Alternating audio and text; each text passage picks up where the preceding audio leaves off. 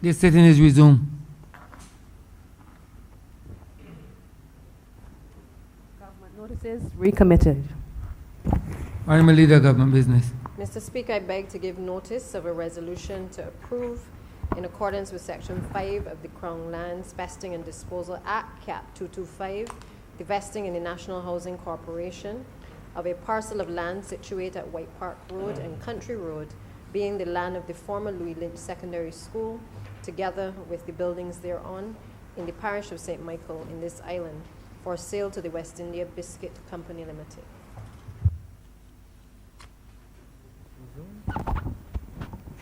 Sir, government business resumed. Order number 2.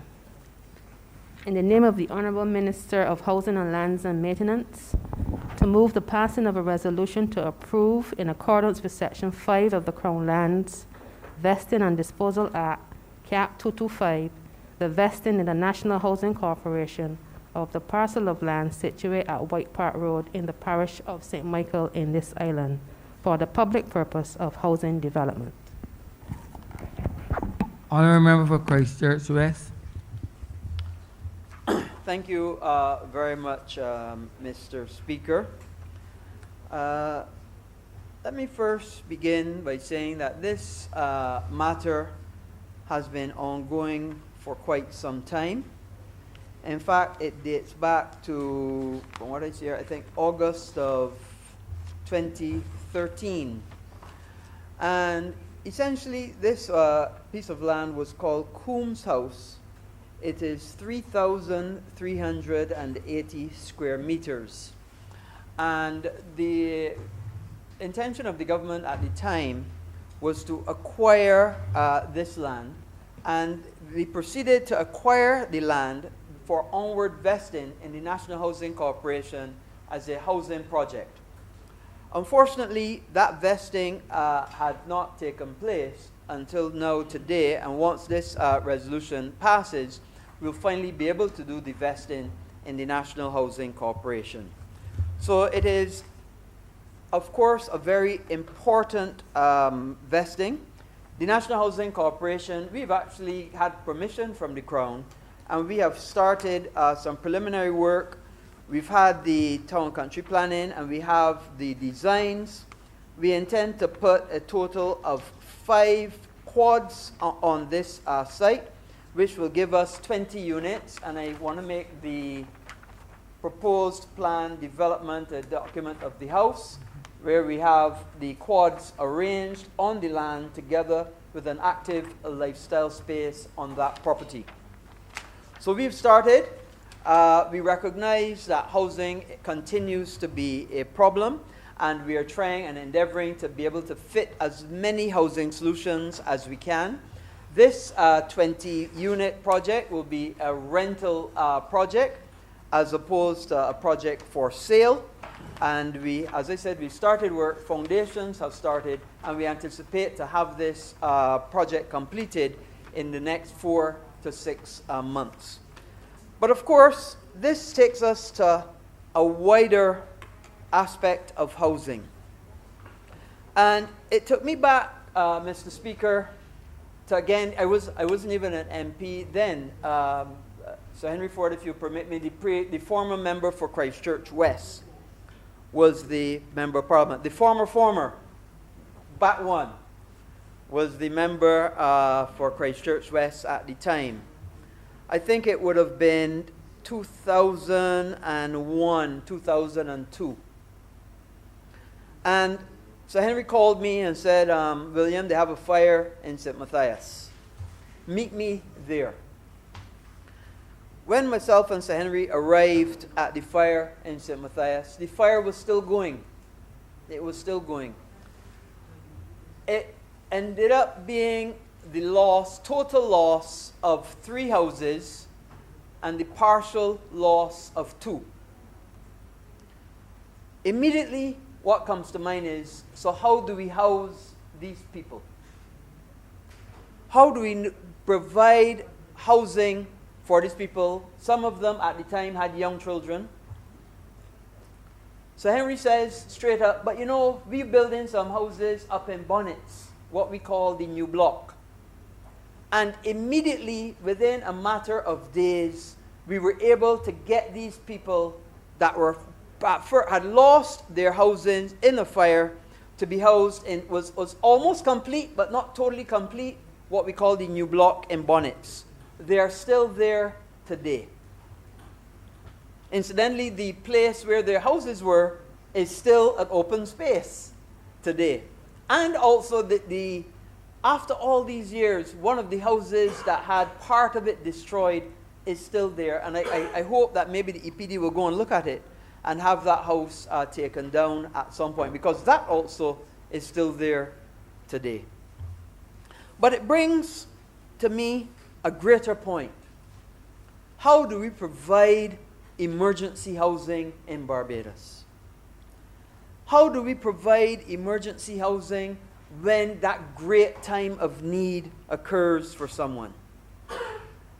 And it makes us think of the storm response and what we're having to do with just a freak storm that passed through our area just a few days ago.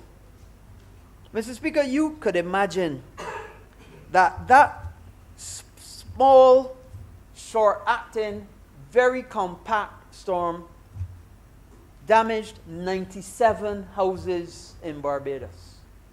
97 houses it damaged. We have done assessments so far on 54 of those houses, 52 of those houses. And of that 52, 18 of those houses will need a total rebuild. 4 will be materials only. 7 will have minor repairs, and 23 major repairs, with 45 yet to be assessed. So it makes us think, how well are we prepared for when we have a bigger storm? How well are we prepared with emergency housing when we have a Category 2 or Category 3 come to our shores? And what policies and what programs we have in place to deal with emergency housing?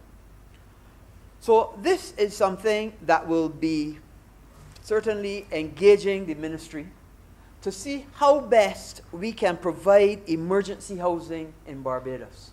Because we recognize that housing is a problem. We recognize that finding the land to put houses on is a problem. We recognize that when you find the land and you have the designs for the house, but you can't get the money to put in the services, put in the roads, put in the electrical, put in the water, do the drains. It is a massive undertaking each and every step of the way. But it is something that we intend to wrestle to the ground. So we recognize, Mr. Speaker, that we have to tackle the housing problem. We recognize that our housing stock is not at the best. Indeed, many of the houses and the standard of the houses has deteriorated significantly. And we have to assess what can we do to make them more hurricane resilient. What can we do in the short term? What can we do in the medium term? And what do we have to do in the long term to be able to make our houses more hurricane resilient, better suited to the environment that we find ourselves in, and also more affordable for the average person? All of these things we're looking at within the Ministry of Housing, and this is something that we intend to resolve as quickly as possible. I also want to advise that this location that was called Coombs House for many, many years, you would recall that we had the general manager of the National Housing Corporation, Mr. Garvey Aline, in fact, was an asset to the corporation for a long time. And we intend to offer, when we are completed this development, to change the name in recognition of the service to the country and to the National Corporation to Aline Court instead. So, Mr. Speaker, it is certainly a development that is welcomed. We intend to spend about $560,000 per quad. The monies have already been approved via supplemental through this Parliament for the $2 million, and we are very excited at getting this project completed in the shortest possible time to be able to provide housing for some of our people. And with those words, Mr. Speaker, I would ask that this resolution do not pass.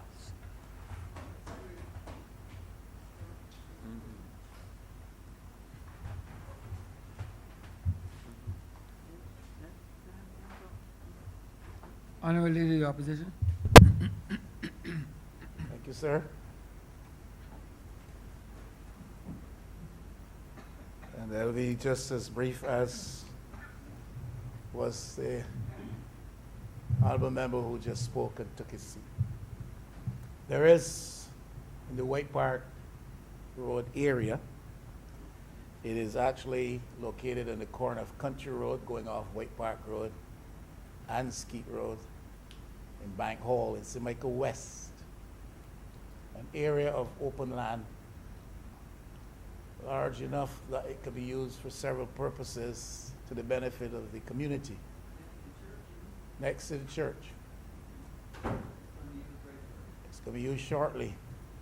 I'd like to ask the Honorable Member, Minister for Housing, Member Christchurch West, to let us know as soon as it is convenient for him if that land is going to be used by the government and the purpose to which it will be put. Housing. I'd like to suggest that when he sits down with his people to consider the purpose for which the land may be acquired and to which it may be put, that he has some consultation with the people's representative for St. Michael West. Because the interests of the people of St. Michael West are near and dear to my heart, and have been for quite some time. I have been a resident there, and I've been a dutiful representative since 1999, even while in opposition. So I really would look forward to hearing privately, personally, and also publicly on that particular matter. Secondly, Mr. Speaker, there is a facility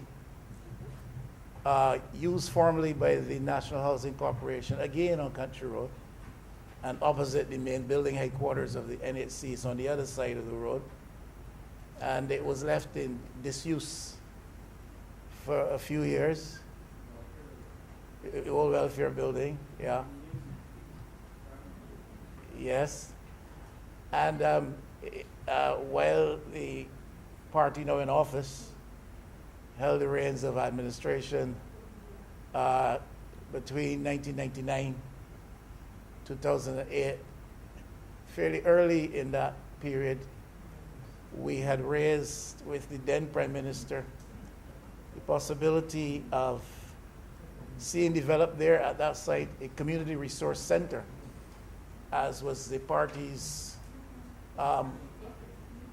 posture at that time in terms of its community institutional architecture development program was concerned. They were building community resource centers around, and we had requested that that be done at St. Michael West on that spot. And in fact, the then Prime Minister, former late Prime Minister, had agreed, and the building was extended and prepared for, in fact, the setting up of a community resource center in that area for the people of Hinesbury Road and Bank Hall and the wider St. Michael West communities. Much had been done to refurbish the building. An addition was put to the building, and all was set for that program, except that the government then lost office, party and government then lost office, and that matter was left in abeyance. And I wonder again today, what is the position with that facility?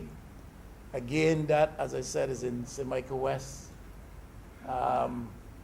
I do remember as well having discussions with the Maria Holder Foundation people with respect to helping with the establishment of some kind of youth-oriented facility in that area, either on the spot now vacant or on the site where the building, NHC-related, welfare-related, had been renovated, so to do. But all of that is behind us. I simply seek to ask what is the latest on these matters, because these are facilities, opportunities of which the people of St. Michael West can benefit. I say that strongly. That is a better approach to people's representation. That is a better approach to people's representation than seeking to buy votes. That is a better approach to representing people than seeking to buy votes. That is a better way to approach the business of representing people than aligning yourself with people known to be involved with the drug trade in Barbados and criminal activity, and hoping for their support among the elements with which they are familiar and with whom they associate. It is better to build out community facilities. It is better to facilitate people's development than to try to get political support either by buying people's votes or by forming relationships with people involved in criminal and drug-related activities. I am sure, On a point of order, Sure. Mr. I'm sure he Speaker. doesn't disagree with that. On a point of order, Mr. Speaker. I remember for Just, Christ Church. just to be clear, the honourable member seems to be misleading the House, because I am sure that he's not suggesting that any honourable member in here would have entered into any concept of buying votes from any known drug leader or drug lord. And obviously, he is suggesting or insinuating that happens. And I know the honourable member knows very full well that that kind of thing does not happen. 4 more times, please. I am neither suggesting, declaring, insinuate. I am Continue, honourable neither member. suggesting, declaring, insinuating, or in any such fashion indicating that any member in here is engaging in buying votes, or that any member in here is aligning himself or herself with anybody involved in criminal activity. If that's the case, I don't know about it. So I would not suggest that, imply that. All I am saying, it is better if you want to help to improve the lot of people in these urban communities. And I can speak in the name of St. Michael West. I'm sure my colleague to my immediate left, close to me, will speak in the interest of those in St. Michael East. I'm saying if you're going to improve the lot of people, then these are the types of things you need to do. Get a hold of that land, construct something that allows for training and the development of young people. Use that abandoned facility that was being prepared for technology center to address the needs of young people, unemployed people, or people who are in need of skills development and training or what have you. And they approach that in various. So I'm simply saying that these are better ways to seek to represent people than to attempt to buy votes or to align yourself to court support through known or alleged drug dealers or people engaging in criminal activity. Now, I don't know how I am misleading the House if I say that. I'm sure the honourable member for Christchurch West on reflection will agree with me and likely make the same call himself. I know that when I courted support in St. Michael West, I neither bought votes nor aligned myself with criminal elements. And I would expect, therefore, that every other member in this House acquitted himself or herself likewise and stayed away from that. My advice would be to those who aspire to get here also to stay away from that and to give themselves to the support of this type of activity, Mr. Speaker. That is all I am saying. And I don't mean to deprive you of any work necessarily by what I say and suggest. I'm sure there's plenty of work out there for you to do, because there's always the dynamic of crime, especially in Barbados, of serious crime in Barbados of today. Then the question of the Louis Lynch School plan, also in the White Park Road area. Been sitting there now for quite some time. And government, sorry? Sorry? You just laid a resolution on that, so we're getting some action on that? That too? You getting some action on that too? I wasn't aware of that, Mr. Speaker, and I'm glad to hear that, because the building has just been sitting there now for quite good. It's laid in good time. And we look forward to the substance of, am I going to get a sight of that resolution before it comes here? All right. And all we're saying here is, while government is engaged in its program of refurbishing plant and upgrading government buildings, we should not really persist with a situation where the Louis Lynch facility is just sitting there and vagrants and paros making use, you're selling it. Well, I don't want to anticipate when it comes. We will see what lies therein when it reaches it. Now, I don't know if the honorable member for Christchurch West has anything to do at all with the policy emanating out of the Urban Development Commission, but he has been bringing a lot of measures here having to do with vestings of land, acquisition of land, and so forth.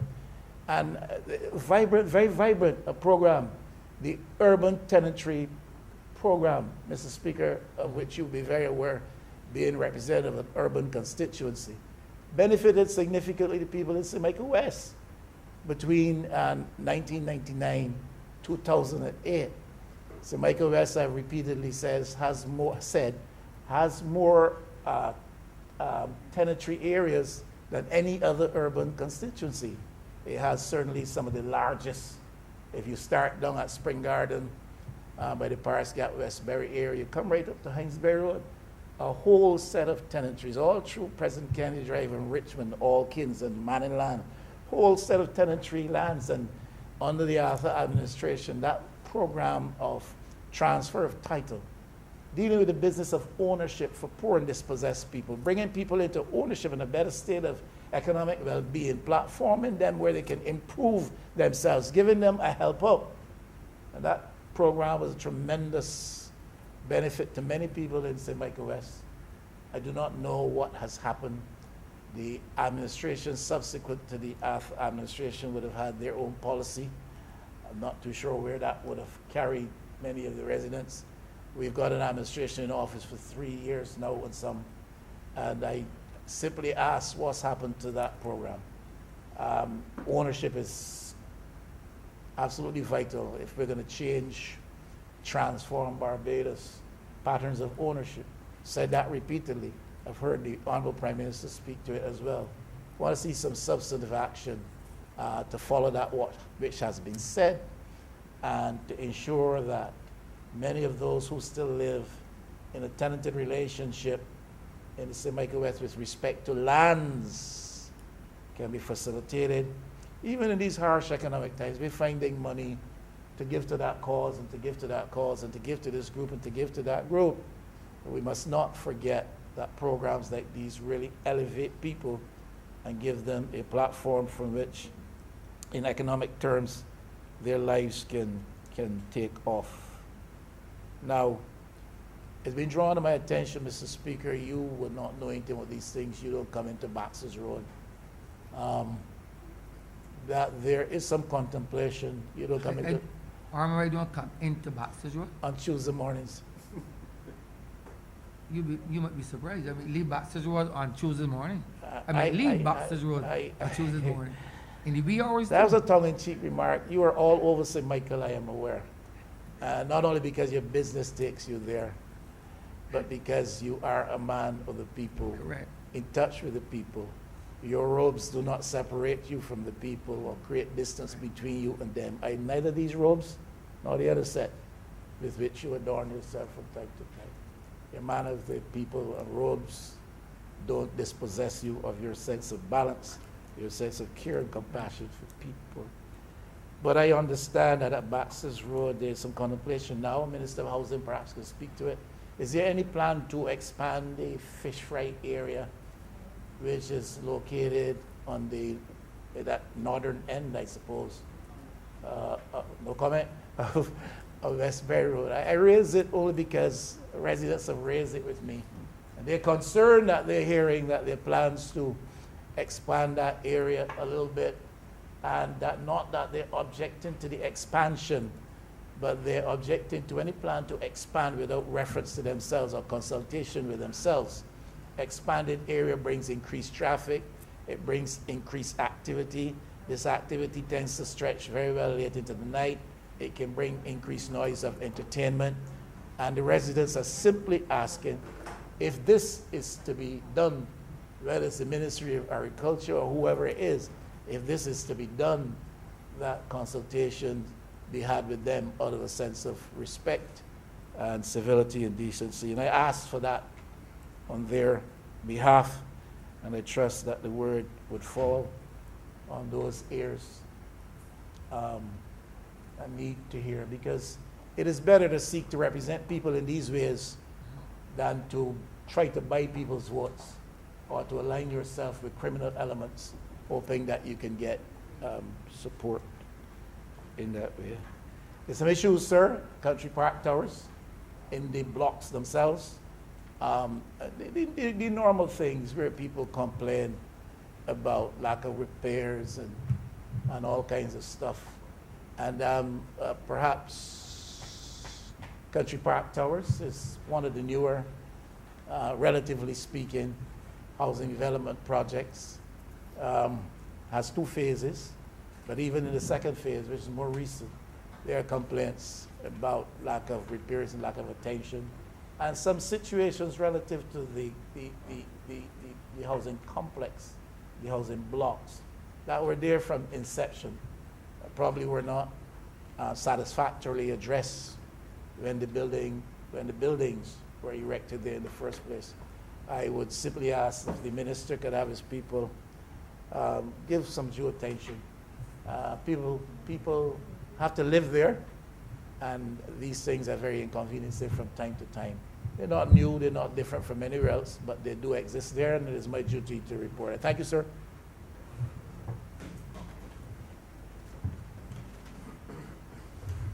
Honourable members, Michael East. Thank you, Honourable Mr. Leader, Speaker. turn off your mic, please. Thank you. Thank you very much, Speaker. I just want to make a short intervention as well. I'm very concerned about how we are moving forward in terms of responding to changing conditions all around us. Mention was made before about the freak storm. We are talking a lot, and the minister did make mention to environmental changes. But obviously what we are witnessing tells us that we have to put the required architecture and the required engineering methodologies in place to resist or show some level of resilience to the changes of climate. The minister indicated how many houses were damaged as a consequence of just a freak storm for a couple of seconds. And so I'm hoping that we are taking all that into consideration, and how the government will be able to assist the very vulnerable in society with some kind of new grant or program that we can help people from the inception to at least ensure that their houses are well secured to meet some of the current issues that we are faced with. Most forms of architecture over the years, regardless of which country it is, it normally responds to the environmental changes, obviously designs that would require special aesthetics, and environmental changes in relation to heat, rain, bad weather in general. I would love to see a policy even before we come to Parliament, where a number of professional people are very much involved in having a discussion on how we treat to maximizing the use of the land space. There's lots of small pockets of land all around, especially in the St. Michael's communities, small pockets. So we don't have the square meters that might be required to get 50 or even 100 units at one time. But my view is that we are trying to reach a major target in densely populated areas, and we are trying also to respond to the people who live directly in the densely populated areas. I know once upon a time we had a policy in government on the Barbados Labour Party where at least 80% of those houses were exclusively allocated to the representative in the specific area. Over the last few years, all kinds of things happened. The area densely populated, somebody coming with some ad hoc arrangement, and people in the area experiencing all the social challenges of being homeless, the discomforts of 1 million people living in one small unit. But then they will bring in another big family from outside into the same community and create other social problems in it as well. I believe that we have to be extremely clear on our housing policy as we go forward. And that cannot be done by showing land space to an architect or draftsman. And he just coming up with almost a fixed position on how these houses should be laid out in blocks. He might do a little design at the top of the roof, but it basically you're seeing the same thing over and over again. All that you might see from time to time, you might get 2 stories, 3 stories, you might get a London board type house, you may end up with a country road. The houses at the country road, which is 2 different models. I don't know what model we will get now in comparison to the other 2 that we have had there. But in many cases, it is like scratching the surface of a major problem that we have had from the inception. And when I say we, I am very clear on who we is. I'm talking about poor black people, which I'm going to preach it like the Bible over and over, right? Poor black people who are homeless in the society. We also got additional problems now where many young people are leaving home early. And what we say is what we call shanties. They can't live in the shanties. The life estimacy of a shanty is how much years? You buy damaged material and you construct a shanty. If you're 6 feet tall, you like to push out the left side and the right side where you lie down the house, right? You can't have children living in those circumstances. Government must respond to those circumstances with a clean, positive program of how we're going to, I am clear that it's a small state and we can't do everything. But I believe that we inject money in other areas sometimes, that we can spend some in the area. And when I'm thinking about that, sir, I'm thinking about Bellevue. I'm thinking about the Bell itself. I'm thinking about Odessa, McLean, Licorice Village areas. People live in small houses. And in many cases, the people that live in the smallest houses got the biggest families. Now, if you just got an architect drawing things and looking impressive and taking into consideration what is going to be the cost of each unit, how much money the government can afford, and you're making this a central point of assessment. And the bigger issue is that so many people at present never had the comforts of living in their house. It is better to have very early in the arrangement social workers sitting down with the architects and planning people's representatives sitting with the architects and planning, and if you're addressing a problem to suit the immediate area, then you need to hear these inputs and tell, look, I don't want you to just draw something and bring it to the government and say, I can do it better than the other contractor, and I can do it cheaper than the other contractor, but there's no body, no committee that is sitting and helping to influence the outcome of the actual the drawings that we are seeing coming before us. And then you have problems, as I said, with the environment, with the changes. And I'm hearing in another discussion, I'm hearing that sometimes we can't build the amount of houses because the houses that are signage between the houses at the end, the heat intensity is extremely high, and therefore we need to come up, and therefore we can't continue with that model. I don't agree with that. That's what the architects are there for. They should be able to tell us how we can shape a modern Barbadian architecture, not adopting anything from any other country, that we'll be able to facilitate six units across or 4 units across, but you find a way to make sure that the 4 units in the center of the 6 could still be properly ventilated. I believe these are things that we have to look at in a very serious way, sir. So the structures are important. The target is too great. And for all the years, I've been hearing the same thing.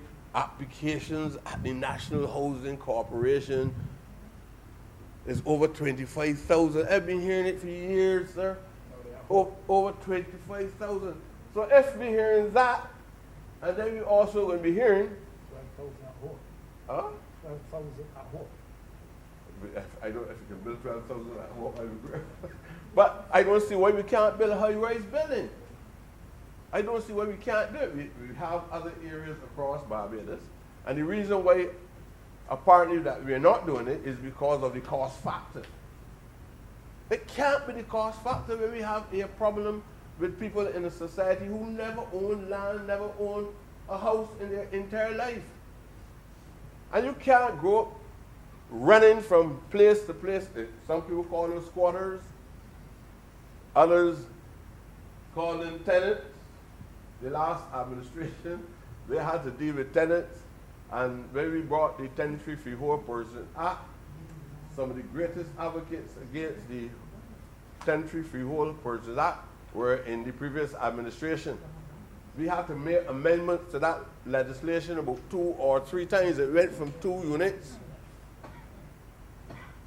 to 3 units to 5 units.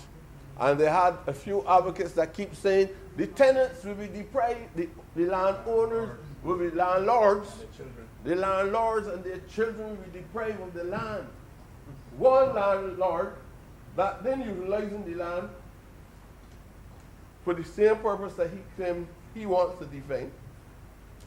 You're going to make sure now that the landlord keeps owning the land to eternity, but the 6 or so tenants that live for the land with children, you don't consider that to be depriving them of anything at all. So you end up with government coming back, new legislation. The government of the day got the majority in Parliament. The government changed the legislation again. Always poor people, marginalized people being victims in the circumstances. And we need to make sure, I believe that conditions now demand that even where we have now 5 houses, I think where we started is 2 houses, we should go back there. Some amendments should be made to the legislation because there are many other persons who did not even get an opportunity to own a house then. And only because selfish politicians who are already landowners got enough land with bare grass on it, they feel that poor people should not be given the opportunity to own land as well. Now, in Licorice Village, what I would like to see, sir, and I want to thank the government at least for making the gesture, both in the Bellevue and in the Bell, and I hope that the changes that we're We are now working on it. I look forward to seeing that by next year, I'll be able to say it's an actuality. It has happened in the area. We both went through the entire community, house to house, and we carried out social surveys. I believe the Barbados Water Authority is now working inside the Liquid Village area. Okay? In the minister, I almost said Minister Dugan, but I don't know if that's parliamentary. The member for Christchurch West. I don't know, sir, when you use these terms, you go the Barbadian public are going to go look for a notebook to see who's the member for Christchurch West. So I would be happy if we could be a freer, sir, bring about certain changes. I can say that Minister Dugan, because that is who he is. But if it is not parliamentary and you all want to continue with these things, fair. But sir, the member for Christchurch West has undertaken the responsibility as minister to start a social survey in my area. And I have to give you credit, sir. You did not even wait on him. You put together a team and went through your entire community and you answered the relevant and fundamental questions so that the people in those two areas now are looking forward to having water connected, which in my view, you move on time, because I was going to express my views on this specific human right. And I was not going to allow this year to finish without telling me openly how you can sign in to these conventions with any of the international agencies, and then when it comes to East, these things are not applied. So I was expecting anyhow that people to get water in my community. I have, sir, in that whole area, which is a considerable size, I can't tell you, but there's hundreds of houses there, and I have about 3 standpipes. And I heard everybody talking about washing their hands, and all that for COVID. I had people who couldn't wash their hands because they had no water. So I am grateful to know that the government at this point is now moving expeditiously to, at least after the survey, all the plans for the storage systems in the both areas, that we'll be able to install water in all the homes. Water is life. Everything around you is about water, even the human body. What is life? I would like to see, that's where we were at one time. That hundreds of people. I thank you very much, sir. Listen, I'm a very genuine and grateful man. And the honorable member for Christchurch West has asked me to let the public know that he was grateful. He was kind to me and the people of St. Michael's East. And he did install, I think, 2 standpipes for me. And I'm hoping now that things are in your hand. You have a lot of money now, and you can do a lot of things that the other minister could not do. You get the money. and that you would treat me the way that a good man and the good people ought to be treated. So I'm looking forward to seeing water being installed down there, sir, which will complement having nice units and so on. But you can't have, you see the houses that we have to deal with. You can't, in a state of uncertainty, the lack of ownership, not having any leasehold arrangements inside the community. There are lots of things that poor people would like to do that they can't do. But that kind of transfer can be done. What it is that we're doing now, I'm sure that people will be able to access mortgages. The government, as I indicated to you before, will have some special funds. So this is a union government, and I would like to believe that this government will put a fund available. We spend a lot of money, we write off a lot of money for the turf club, we write off money for all different types of people in Barbados. These poor people need some things. And I always say these are the hardest workers in Barbados. These are some of the hardest workers in Barbados. And I don't want to spend all of my years in here and don't be able to go to a home across my community and see people enjoying the comforts that other people enjoyed all their lives. They just could at least some of them let them enjoy it at least for a little 10 or 20 years their lifetime. Put them in a position that they can transfer the ownership of the land to their families. So this is going to be a major and a revolutionary kind of approach, and I will hope that the government will be courageous enough to continue with doing it. There are some people who believe you don't have to spend money for barefoot people. And these are people who are scornful of hearing that the black is listening to it and hear easy. My ear is real clear when it comes to people who talk stupidness, even in Parliament. And every time you get up and you talk about black people, man, we talk about them all the time. They go, oh, I hear that. And these people are Barbara Green people, you know. They'll be talking foolishness in here. Got no respect when I talk to people in here about my Lord's Hill. When I talk to people in here about the pine and the ivy in Carrington Village, some of these people who come from an agricultural background, they'll be making a lot of side remarks. Probably they feel free to behave that way because they're on the eve of the end of the political career. But I am a part of that. I will represent the people that send me to Parliament to the last day before I die. And even the day that I die, I still be representing them. And I want to tell all of you now, none of them here can stop my political career until I decide to stop it, or the Almighty do so. With the wasting time. With the wasting time. Because spread any kind of rumor that Prescott ain't coming back. All kind of things.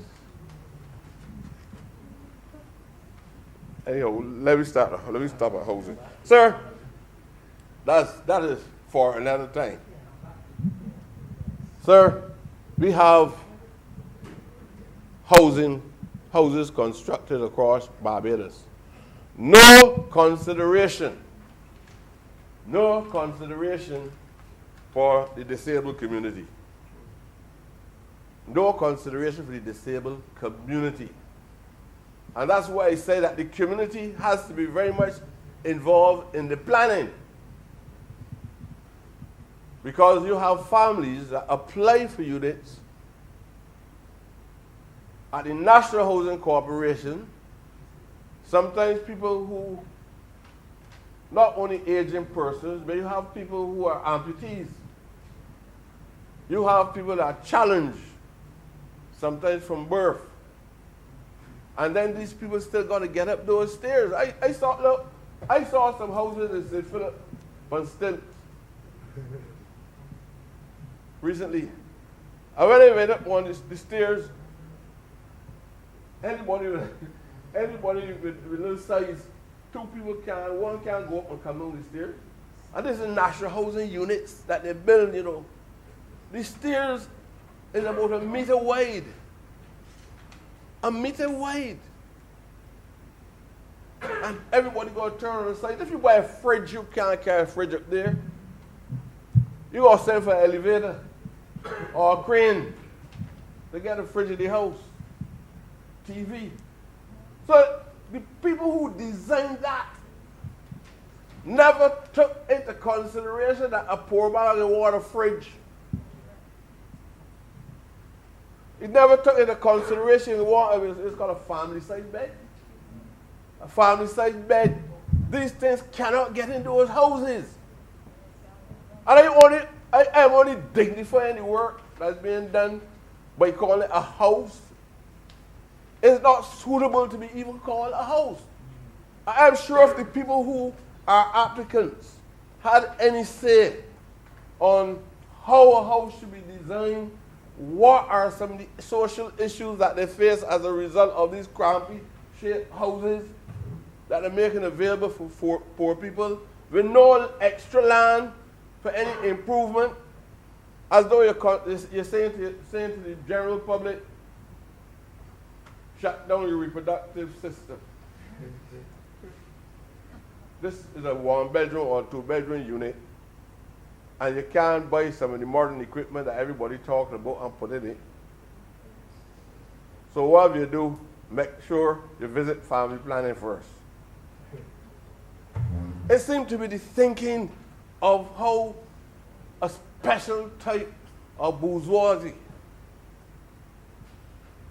think about poor people. That is why it is so, look, it's a major psychological damage when you see how these people's spirits call it screaming. At the just hearing the word blackness. And that is where the problem lies. I keep saying it's not that you don't like people. I love all people. But those people understand well something got to be wrong. Because when you begin to think about your own in terms of ownership, you can't own anything unless you're a thief. You want the house ain't got to be too big. Nobody can see anything wrong with a man living down in a hole with a little plywood sheet and trying to sleep on it there, like a wood cave there. Something only about 3 feet off the ground. And a man sleeping upon it there at night. Nobody is feeling the pain. You can't even get 3 cents from the welfare department. Your phone is there all the time and nobody is answering the phone. All you hear is the welfare will come here for 6 months. But you got to reach somebody at the welfare, though. So you got people now living in other people's houses because the social services are not functioning in the way in which they should function.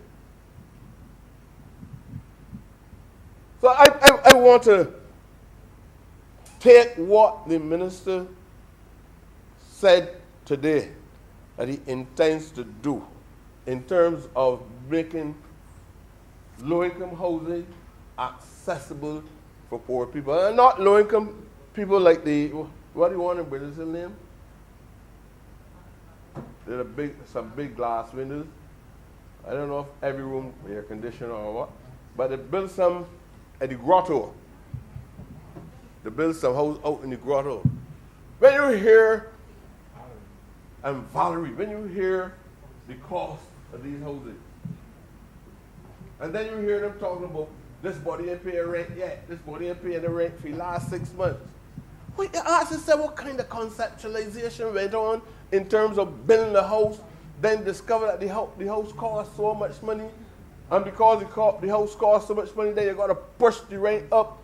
You're never saying that the state was sacrificing, saying it's got concessions for other people. You mean the state can sacrifice the same people's money by saying, look, bring it back to a reasonable cost or rent to the tenant, even if the state, as they will call it, end up being at a loss. But that's what I'm saying, that you have to have people around the table, not only architects and even people just in the community, general people who are interested in social issues, understand people how they're suffering as a result of not having land and not having houses. Just don't, at a specific time of your life, believe that even if a man can't hear you, try to engage in a conversation, even though you don't know sign language, because you want to vote. When you get to Parliament, do something that members of the disabled community can say, I benefit from this government when it was in office. When a man step at the front, a man that deaf step on the front door, step through a front door, he shouldn't got the problems. They got all kind of appliances, all kind of systems, electronic systems that you can install and help people, make some arrangements in the housing policy as we go forward. Have discussions with people who can come and make a suggestion of what next we can do to make life better for these people.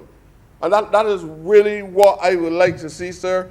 And as I said to you, sir, I want to make a short intervention, especially dealing with the water issues, with the allocation of land space, with assistance of finance, wherever they can be, because we need to transform the lives of these people who are the majority, who we know very well at election time, you know. And people wait for you. People wait for you, sir. I know about it. I was around long. People wait for you. I don't care what we talk in here, at the end of the day, we have to go back to ordinary people in the communities that don't have any homes. I don't want to see a government building 10 houses. You remember has 2 more minutes. Okay, sir. Thank you very much. I don't want to see a government building 10 houses. I have it to come to Parliament. I put a bill on the table. Then for the bill to become an act, then to engage the Governor General and all these different people to build 10 houses. And you're talking about the growth of the population, and you're saying that the population, we are underpopulated in relation to the things that we would like to do, and the way in which we need to be able to service the social services. And if you can push the population up by 50,000 more people, but you have to have houses. And if you're going to have houses, you can't have houses for them alone, and not for the very people who contributed to the development of the society. So I am thinking in that manner, sir. We are in an era where we're seeing lots of changes. Environmental changes, social changes, challenges with health, all of these things are happening. If this is to be seen as the right government at the right time, then we have to deliver. And I want to compliment the minister for doing what he's doing, and I hope that the people of St. Michael's East would get great benefits from your service, sir. So thank you very much, Mr. Minister, and thank you, Mr. Speaker, for listening to me. Honorable Member of St. Michael's Southeast. Thank you, Mr. Speaker. I too rise in support of this resolution to allow the Honorable Minister of Housing to construct some units in the White Park area. Sir, let me just say that it was heartwarming to hear the Leader of the Opposition, first of all, speak to a number of his concerns in the city area, in particular the White Park and surrounding areas, and also to then also have to acknowledge that the Honorable Minister of Housing has been very proactive, and certainly the government, in making sure that a number of the areas that have been identified are being addressed. Indeed, we pretty much just before this particular resolution would have laid a resolution to address the lands that have been lying vacant for some time, which was the site of the former Louis Lynch Secondary School. And again, we are well aware in this administration of the concerns, the unsightly area that has been, and certainly the plant that has been for many years.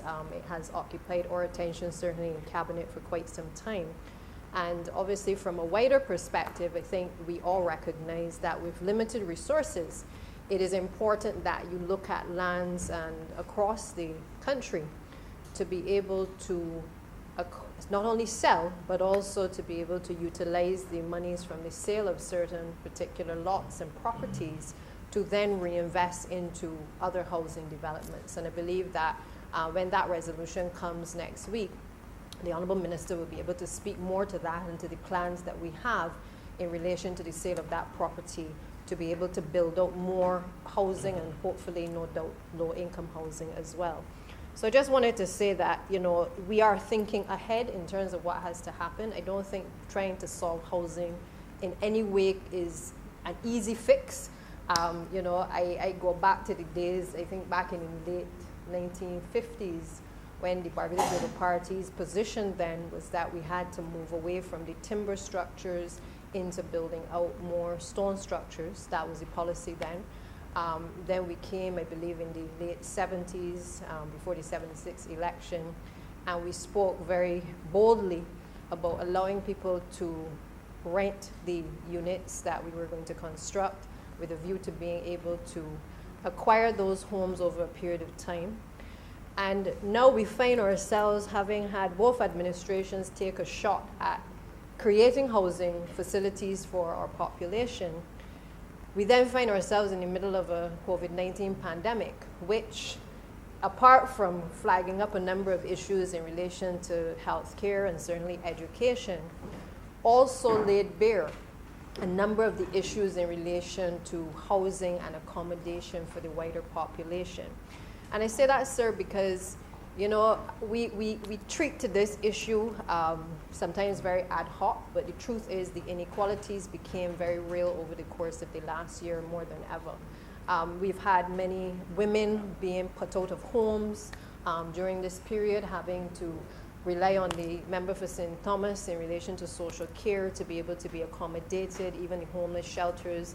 We have seen people take advantage of tenants within households that they would have been renting, and being thrust you know, across the country trying to find somewhere to put a roof over their heads. We've seen children being the victims as well in these situations of trying to have their parents who have lost their jobs being able to find accommodation in a short time frame. And perhaps more importantly, we've also seen that in households where there are overcrowded conditions, you have ended up with a situation where a number of the clusters that we've experienced over the course of this pandemic have actually been accelerated because of overcrowded conditions in the first place. So the pandemic must never be taken for granted, because I suppose it is like peeling back the skin of the onion. All of a sudden you start to see the layers of all of the things that you perhaps may have ignored over the course of the past few decades. The truth is, sir, that there have been strides made, and I think there's always the argument, as the Honourable Member for St. Michael East would have alluded to, that more can always be done. And I do think that we have started the process on coming to government on this occasion of trying to turn back the hands of time somewhat. You know, it's easy for people to forget that coming to office you had to deal with these issues of sewage. You've had to deal with all the issues of water across the country, and therefore even education, bringing back the ability of students to be able to go back to the University of the West Indies. It's easy to forget because, you know, we like to look forward to things, but sometimes we don't. We often forget how we got where we are.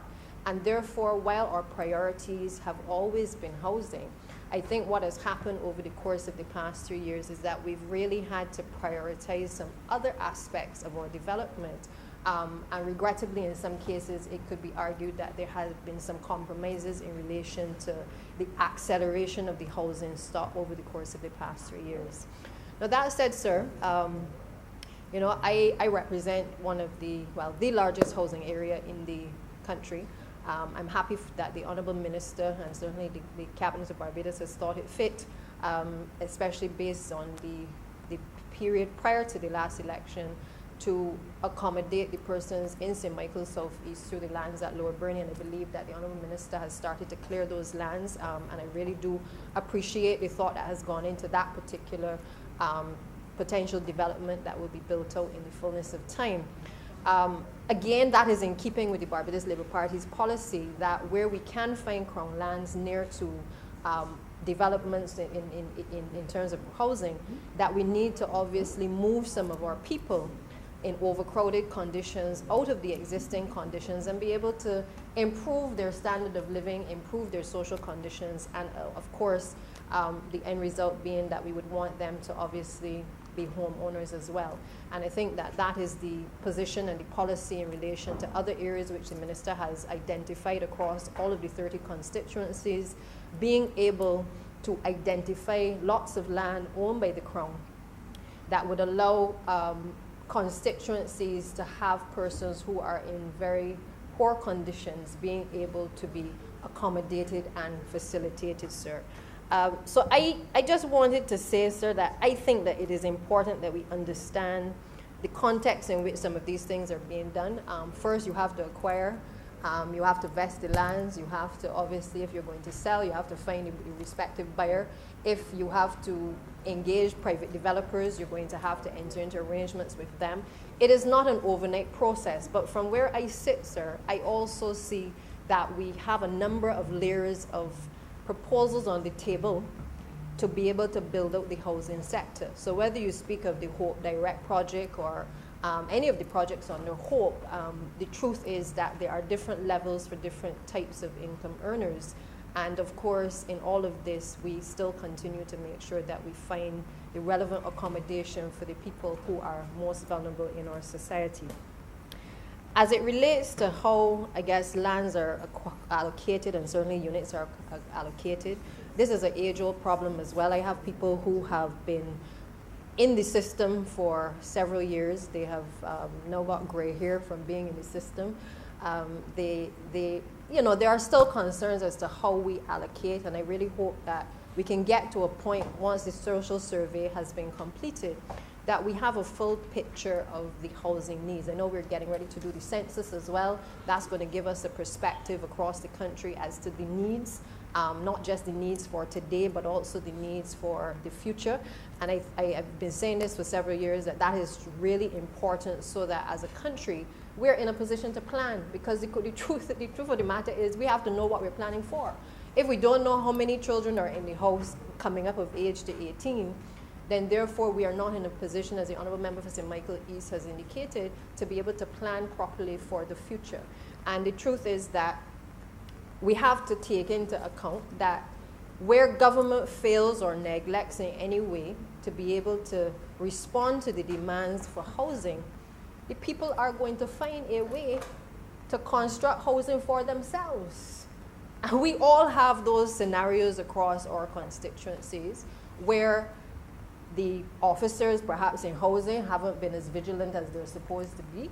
In some cases, town and country planning may have overlooked the illegal structures. And now we are plagued with a situation where, because we have not met the demands of the housing market, for one reason or the other, we have a number of people who are living in conditions that are not suitable. I've had children having to, all the concerns everyone has had about, or the recent discovery that many people seem to have had, of the fact that there are children who are operating in holes where they don't have access to Wi-Fi, or they don't have electricity or running water. All of a sudden, the whole society suddenly realized, because the blinkers were off, that these are the realities of what we see on the ground daily.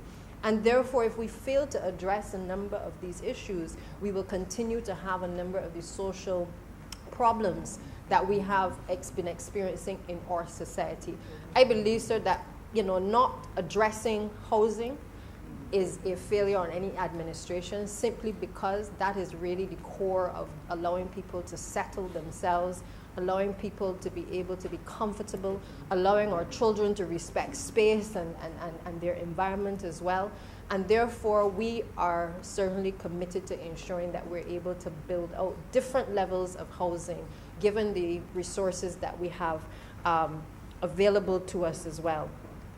On the issue of the inputs of members of parliament and professionals being able to weigh into the discussion as to how we do this, I know that, just last night we've been talking with the minister and other colleagues regarding a whole of government approach to assisting in highlighting the issues that are on the table from all of us, but also trying to find the solutions to the problems in the shortest time frame as well. Because it makes no sense trying to make people believe that you can fix everything, but rather trying to talk them through the realities of our financial constraints, or trying to deal with what we consider to be the low-hanging fruit. Everybody wants housing, everybody wants improved conditions of housing, but we may have to prioritize in every community the number of people that may be most vulnerable at a particular point in time, and work on getting those persons lifted out of poverty, because we're not going to be able to do it all. And I think more than anything, it's important that as leaders, certainly, that we don't give people unnecessary hope, and no pun intended by the name of the project, the Hope Project, but we can't, we come with all of these catchy phrases, helping every last person. Now we have hope. The truth is that we have to give hope to people. We have to try our best to help every last person. But we also have to be realistic in what we either indicate to people that we have the capacity to do, or what we are able to actually do at any point in time. And that's why we've taken different approaches, different layers to try to address these problems. A few months ago, the Honourable Minister, again with the blessing of the Cabinet of Barbados, addressed what we consider to be one of the low-hanging fruits, the issue of persons who had paid money into the National Housing Corporation, who were not in a position to get back their monies, and we were able to make the accommodation for those persons to be able to be refunded their monies. Now, again, it may seem like it's just a small number of people impacted, but the truth of the matter is that those monies going back into the hands of a number of the persons who would have qualified under that program has enabled many of them to be able to make repairs to their house, to generate revenue within the economy, to be able to give some of the same people who are in poorer conditions an opportunity to come and do a little carpentry work or fix a window within the houses as well. It has been a trickle-down effect, which, while it isn't felt across the board, has obviously been able to make some impact and some dent into the life of a number of our citizens. In addition to that, sir, and the Honourable Minister and others know that I'm always on this point of the maintenance of the units. I know that we've had the program, certainly across the constituencies with the well program. Over $2 million has been spent in relation to repairing wells. I would have lost one young man in my constituency. We've seen the issues of wells across the country which have not been maintained in some cases. Some are NHC, some are private landowners. But what it does is it makes us more aware that we have a responsibility as a government, not just to say we have property, but we have to make sure that maintenance departments within ministries are functioning, and that somebody is supervising the supervisors, because these things did not happen overnight. These systems have not broken down in the last month or the last year. There are systems that we have to revisit. We have to reassess how they work and determine whether the proper accounting mechanisms are in place to ensure that not only do you report on issues in communities, but that you also have mechanisms and monies to be able to pay for the repairs that need to be done. And that is whether it is wells, that is whether it is repairing doors, that is whether it is replacing windows. There has to be not only the approach to identify the problem, but we also have to make sure that we have the finances in place to be able to address the problem, sir, as well. That said, the other area that I believe that we also have to look at is not just about building out the households for persons, but I think that we also have to look at what would be considered crown lands, the lands belonging to NHC that are in many of the various communities, and also looking at where persons may be interested in engaging in agriculture. Because the truth is that, we've inherited a system where if we were in the United Kingdom, we would have the Crown looking after a lot of these lands, helping to clean the gullies and making sure that we have all of these lovely forests and cleaning up estates. But the truth is, we don't have that type of income coming into Barbados. So the money has to come from somewhere. And I firmly believe that if the money is not able to be generated by the government of Barbados or by the private sector up front, then perhaps what we need to do is to pursue the area of the allotments in a number of these spaces and allow persons in particular, or a lot of our young people who are interested in this area, who don't want to leave and go too far from home, to have the opportunity to create some of these so-called green spaces and to get some of the community agriculture growing in communities. I am pleased, sir, to be able to stand here to say that I've seen, even within St. Michael's Southeast, a real interest from the young people and also from the elderly in the community where we've cleared lands, persons wanting to be able to engage in agriculture. But what do we need in order to encourage it is that we need to be able to have a framework within which people can not only identify spaces they may want to operate, but also that government is also facilitating the ability of those persons to be able to operate freely in that space. Because otherwise what you will have is confusion erupting over who owns the land or who is able to utilize which part of the land. And so we must now be proactive as opposed to being reactive.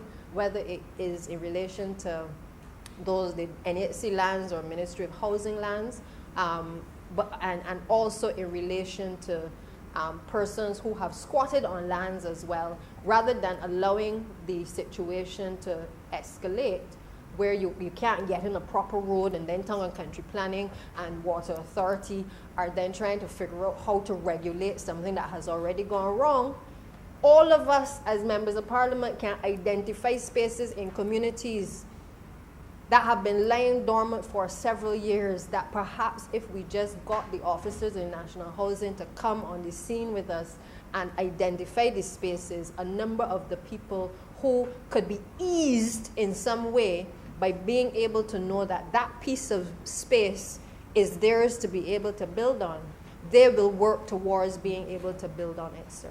And I have seen that with my own two eyes. I don't know how people get it done, but in many cases, you will see the little shanty that the Honorable Member for St. Michael East talks about evolve into something over time, because the people know they don't have nowhere to go. And that is the only place in their community that they can reside. So where we know that there are these types of lands, I believe housing will be willing to work with members of Parliament, but I think that this is another type of program that we need to explore, where we can make some decisions to allow people to accelerate and control their own housing, as opposed to it being a top-down approach all the time. Let us just find the land and let the people subdivide it, indicate clearly what it is you can build, and of course you will have the restrictions as normal, but it is important that we either run the roads or we supply the water. Because if we don't do those things, and of course the light, because if we don't do those things, then we got another problem.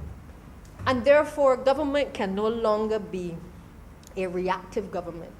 Government has to be a proactive government and recognize that that time has now come, perhaps accelerated more by this pandemic now more than ever, where there are simple solutions to the problem. While we are working hard on the front line to be able to get all of the different negotiations in place with the International Monetary Fund and all of the lending agencies, there are some simple things that we still need to do.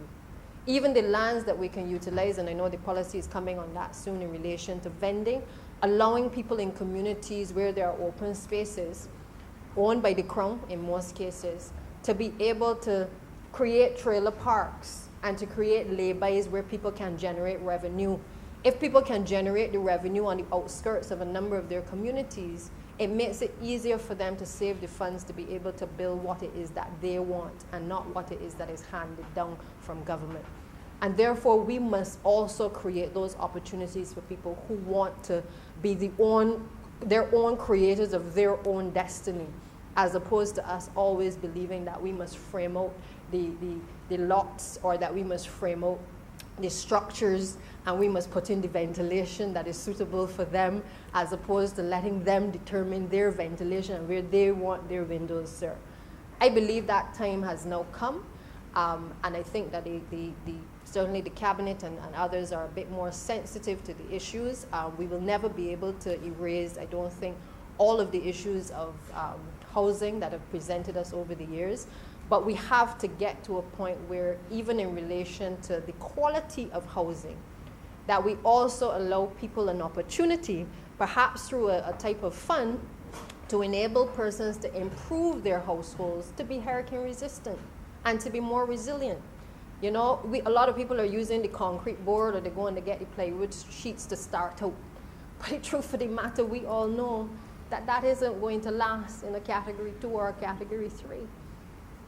So we have to have some kind of funds created to be able to enable persons who are interested in improving, whether it's the units, whether it is their own homes, to be able to help them to make the changes that are necessary. And you know, I've remarked that there've been all of these programs over the years that have provided the quick funds for people to do things. We've got the trust loans. People have been able to create entrepreneurial activities out of things like the trust loans. Well, maybe we need to go back again to being able to provide those types of housing improvement loans, where people are able to do for themselves, but equally we allow ourselves to take care of the people who are most vulnerable, who will not, for whatever reason, be able to pay back right away as well, sir.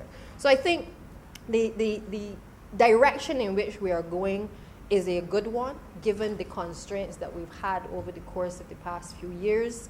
And I'm a firm believer that you have to look back in order to also move forward, because at the end of the day, it is quick to forget how we have gotten here and what we've had to do in order to get to this position, to give ourselves the wiggle room in order to do the types of things that we all know in our heart of hearts that we want to do. I don't think any member of parliament in here or other ways has ever not wanted to be able to provide housing for people in this country, and proper housing for people. It hurts me, sir, when I see the conditions in which some people live, and the challenges sometimes in being able to readily be able to get the types of accommodation that I know that people need, even temporary accommodation. It is hurtful. But the truth of the matter is there are a number of systems that are broken that we are in the process of fixing. And don't let nobody fool you that all the systems in government work, because a lot of the systems have broken down. So let's be fair with ourselves. And members know that I am not going to stand here and pretend that everything is perfect, because the truth is this has been a whole work in progress by all of us to try to make wrong things right. People have to inspect, people have to supervise, there has to be standards in what we do. We have to have people who are going to call a spade and say, well, we need to make sure that this is followed through on. So let's not fool ourselves. I can point out all the wells in the pine that want doing, and all across Wildy and all across Haggett, all that want doing. But it doesn't mean that they're all going to get done in the time frame that I would like to get it done. I gotta give some to St. Lucie, and somebody up in Christchurch gotta get, sir, and you gotta get a couple in your constituency too, sir.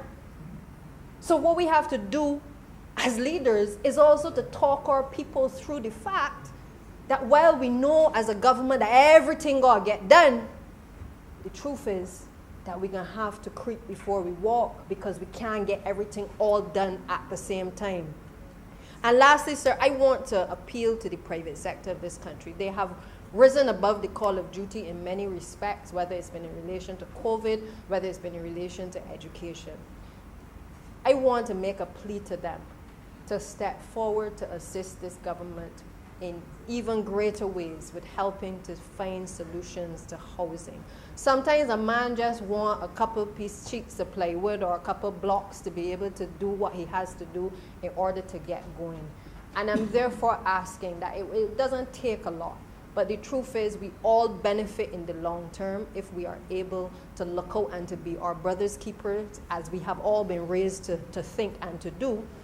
We need the assistance now in communities to help lift up people, because many people have had to move in with people because of the harsh conditions that they are encountering, the number of losses of job opportunities that people have had in this period. So if the housing conditions are overcrowded, then the truth of the matter is it's going to take a little bit longer for people to get back on their feet. And therefore, while we give devices mean nothing to our children if they ain't have nowhere to plug it in. And it means nothing to a parent if at the end of the day the children are sleeping on the floor.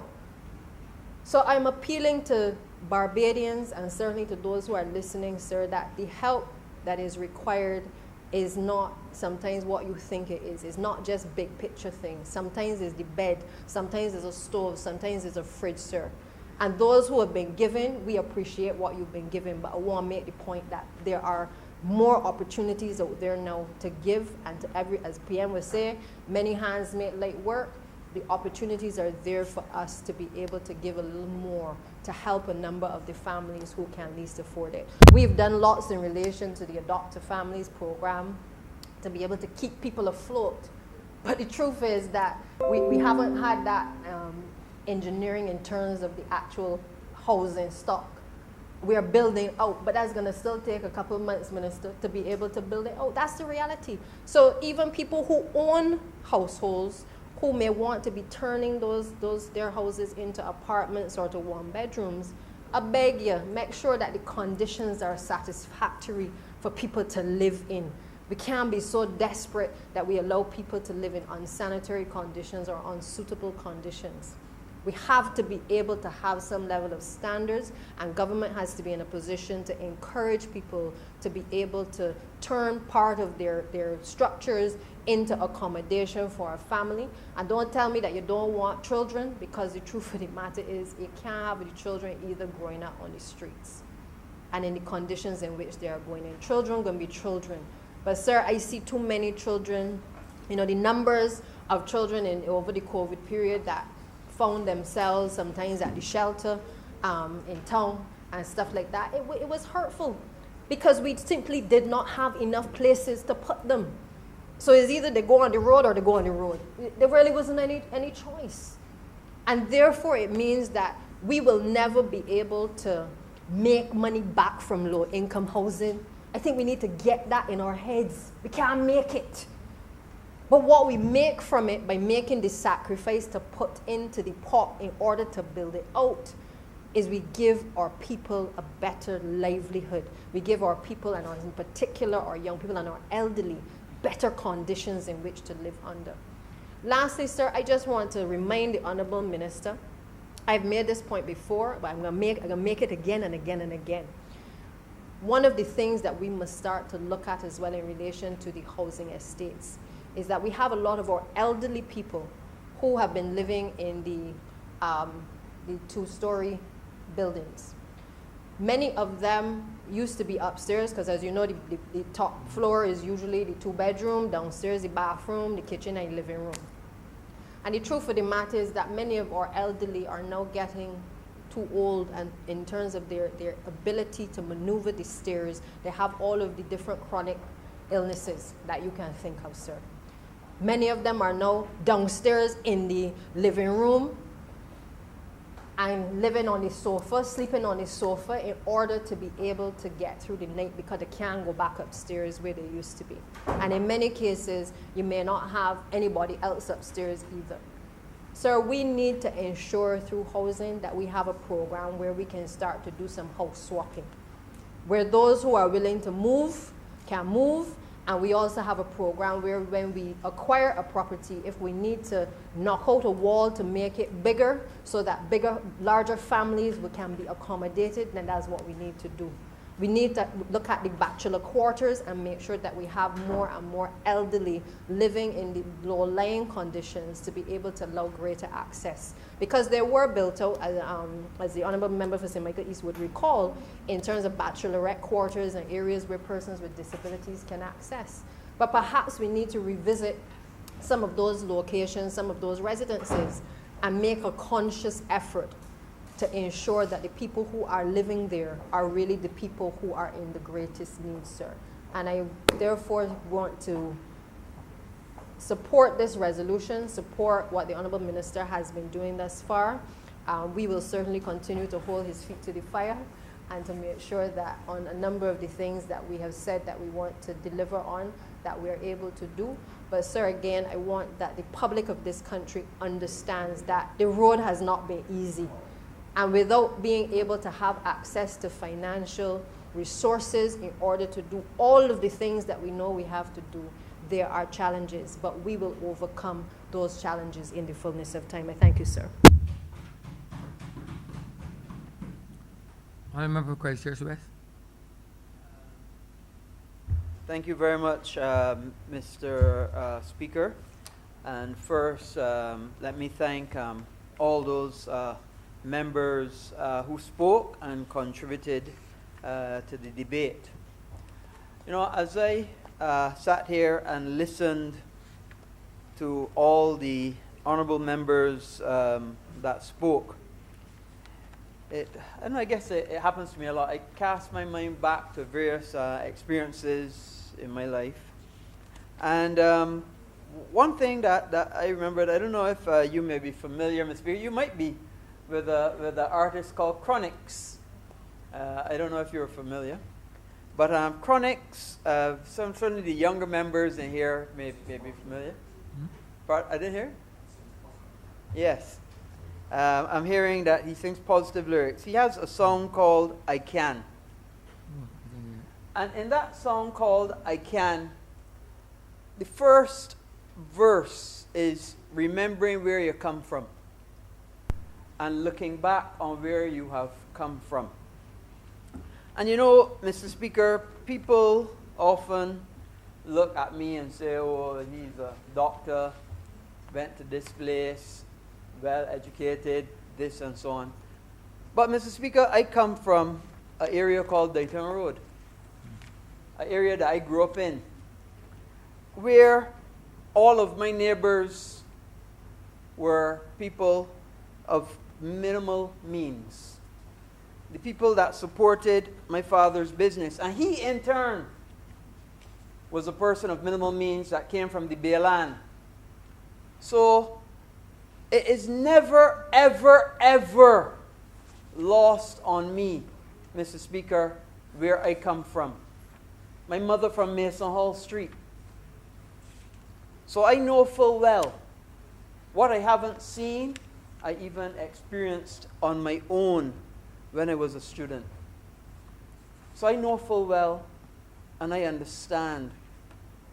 And I see the pain in my neighbor's eyes. I see the pain and difficulty of housing, even from my father when he relates the difficulties that he had.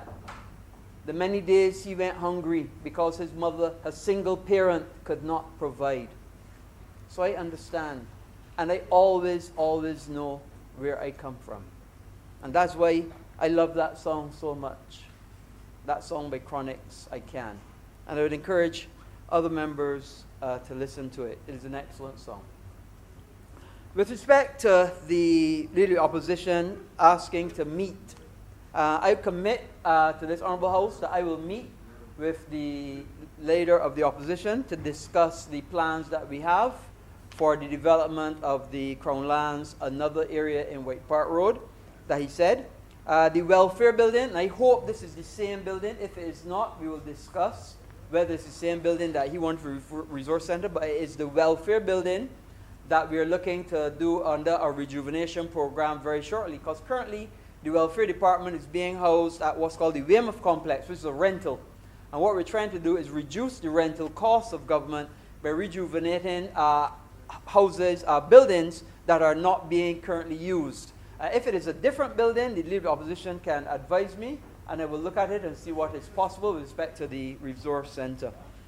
The matter of the Urban Development Commission's program, I agree that the tenantry opportunity for tenants the tenants of those urban tenantries to be able to purchase their land is not currently under the National Housing Corporation or the Ministry of Housing, but it's under the Urban Development Commission. And I believe that program is still going. I don't have any information to suggest that it has ceased, but I do agree that that is a program that should continue.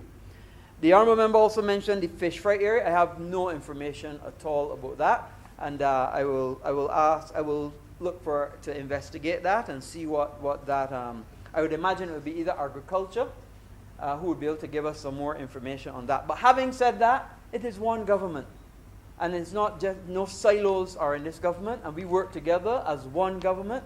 And I will endeavour to get that information and be able to provide it to the Member of Parliament for the area, because it's important that if he's been asked a question by his constituents, that he should be able to answer that question fully and frankly.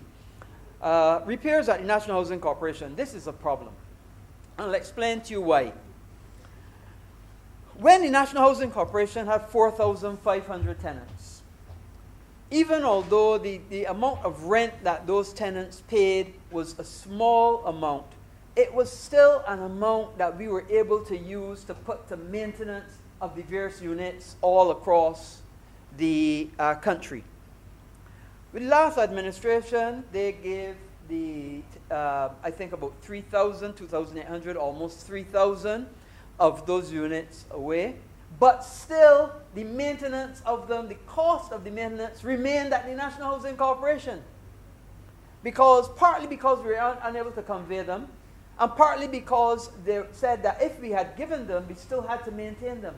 And those people were in fact given letters stating that the National Housing Corporation will continue to maintain them. What that meant, Mr. Speaker, is that you had a reduction of about 60% of what would have been rental income no longer coming in, but still expected to maintain all of the units, the ones that you were given it, that you no longer had rental income, and the other rentals at the same level. So it meant that the National Housing Corporation has had difficulty and continues to have difficulty maintaining the units. So what we've done is that we've embarked on a program of finding other ways, other income, to be able to maintain the units, as well as keep our buildings going, as well to build new units as well, because you will always need rental units. Whether you like it or not, the people that are having to rent will always be with us. Every single person will not be able to own a house, own land and build a house. You will always have the renters with you. And we recognize that, and we're going to continue to build rental units, as well as to endeavor to maintain the ones that we have, both those that are current tenants and the ones that we've conveyed to for a time. But I endeavor, Mr. Speaker, that I intend to bring legislation, bring a policy that those that were given the units, I said it in the ministerial statement, that those that were given the units by the previous administration, we endeavor to get conveyances in their hands. We endeavor to do that, so that they could then turn around and leverage that to get a loan, to be able to educate their children, to be able to pay for a medical procedure, whatever it is. I endeavor and I give my commitment to this Parliament that I endeavor to get those conveyances in those people's hands as much as we can. And that's what we are endeavoring to do. I have instructed the ministry that that is a priority and priority number one for us, and we will not rest till it is done. The honourable members, several members also talked about resilience. And I'm not at liberty to discuss a new program that I'm working on. Less to say that hurricane straps are important. And there are many, many houses when we toured in the house in the last freak storm that did not have hurricane straps. And a lot of those houses then fell prey to losing their roof or part of their roof and so on and so forth.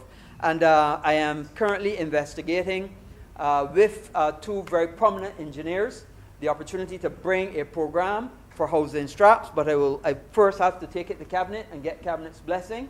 But that is another program that we're working on. Derelict houses and vacant lots, yes, it is an issue. In fact, it's mentioned in our manifesto.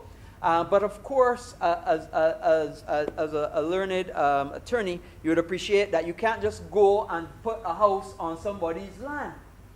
You have to first have either their permission or their agreement or some sort of a commitment between them and you, rather than to just go and get on somebody's land. So this is another program that we're working at. We recognize that they're derelict properties, recognize that they're vacant properties. There's a combination of both.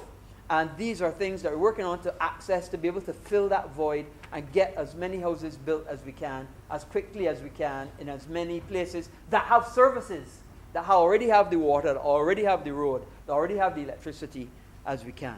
Another program that the member for St. Michael South East spoke about is density reduction. And I understand her plight. Sadly, because in the Pine, a lot of those units started out as one bedroom, and you call it bachelorette units and bachelor units. But you know what? A lady does not always remain a spinster. Or a gentleman does not always remain a bachelor. After you have the house, a friend might come over and spend some time, and nature takes its course, and you have an addition to the family. And what happens? That addition, over time, because you haven't been able to get a house or get facilities, and you remain in one bedroom, that addition has additions herself. Maybe one, maybe two, maybe four. And then you have 6, 7 people, 4 are children, the 3 adults living in one bedroom. And then the third thing about it is it goes even further, because if they can't pull themselves out of that situation, those additions get additions. This is not something that I hear about. This is something I see. Pardon? No, it is not my future. But it's something that I have seen. I have seen 3, 4 generations living in a one-bedroom unit. The member for St. Michael's South East could attest to this. In a one-bedroom, 4 generations. And I recognize we have a problem. I know that is something that we have to fix, and every night, every day, I look to see what can I do? How can we find land? How can we find property? How can we build in the most efficient and effective way? And how can we get it done as quickly as possible? And at the same time, put our people back to work. Put our people back to work. There are too many people in Barbados from this last problem that we've seen, the pandemic or the ash and all the other problems that are not working.